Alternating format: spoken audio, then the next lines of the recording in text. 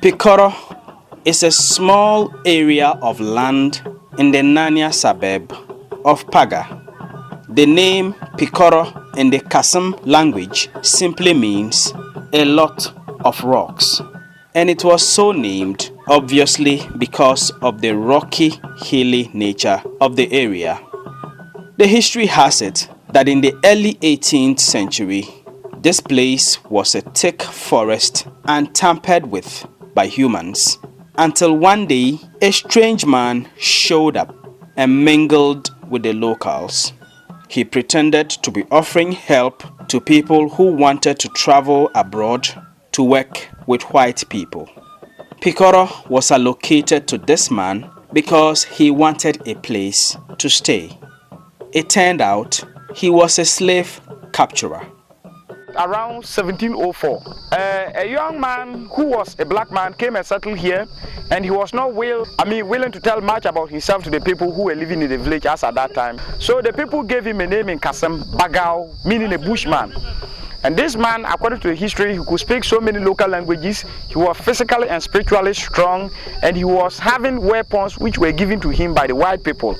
So he came and started the whole business here in small scale, capturing young men and ladies, keeping them here. From here, he take them to Salaga slave market, where they were sold out to retailers, and from there they were marched through Asimanso, Asimfosu, down to the Cape Coast Castle, and they were being handed over to the white people. Joseph Kugoramu is a tour guide here at the Pikworo slave camp. He takes us on a tour of the camp. First, we learn of the arrival place for the slaves in those days. The slaves were often tied to these trees upon arrival here at Pikworo. Later in the evenings, they would be marched through this route and up this hill. On the hill, they drank water from this small well here on the rocks. It is believed to date that this well never dries up. Meals for the slaves were also prepared here on the rocks. The meals were served for the slaves to eat in these little trenches carved out on the rocks. Basically, the trenches were their plates. After meals, the slaves were entertained in a rather interesting way.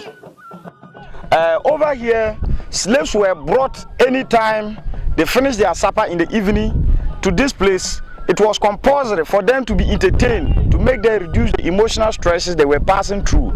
These are two rocks near to each other which sound differently if you hit any part of them, slightly different like the traditional drums we have in the village. The type of music performed on these rocks in the days of the slave trade has remained with the people of Paga even to date. These men here gave us a feel of that music.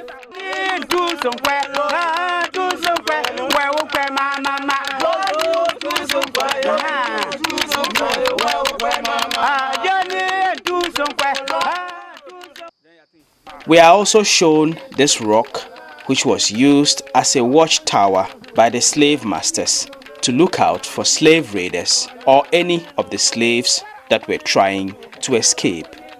The final point of the Pikworo slave camp is what was called the punishment rock, and then the cemetery.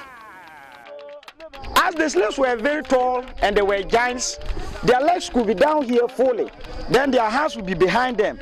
So they were being chained against the rock, tightly against the rock. So you were told to sit on the rock with your eyes widely open, watching the sun. And the punishment starts from sunrise from the east. So you were watching the sun as it rises from the east. Follow the sun with your eyes widely open and accompany the sun till it set in the west. That is almost 12 hours here during the punishment. And if you try to close your eyes, you were accompanied by beatings. Many were not fortunate to survive this punishment, and those of them who were not fortunate to survive it were all laid to rest here in the cemetery. As old as the Pikworo slave camp is, it was never converted into a tourist site until the year 2000. But even then, many Ghanaians up until now are unaware of this important historical landmark. There is little maintenance or decoration of the site and no ancillary facilities to attract tourists. Normally, we don't get visitors. Sometimes in a week, we can get 2 or 3 visitors in a week, a whole week. Per Charles Awia Awampaga II is the paramount chief of the Paga traditional area. He will be celebrating his 50th anniversary on the chieftaincy scheme this year. He says throughout his reign, he has tried in many ways to get the needed support for the Pikworo slave camp to make it as popular as the Paga crocodile's pond, but to no avail. At first, we don't know. At first, we don't want anybody to go to that place. But now, we realize that it's a tourist center. That's why I came out to bring it out. At first, people from Switzerland and other places, they used to come there. They help a lot. But they stopped almost 3 years ago. They don't come again. Since it's a tourist center, we will repeat the disassembly to come back fully and then help at the Pikworo place so that it will go up. For the Ghana Man series here on Joy News, my name is Albert Sorry, reporting from the Pikworo slave camp in the Nania town of Paga.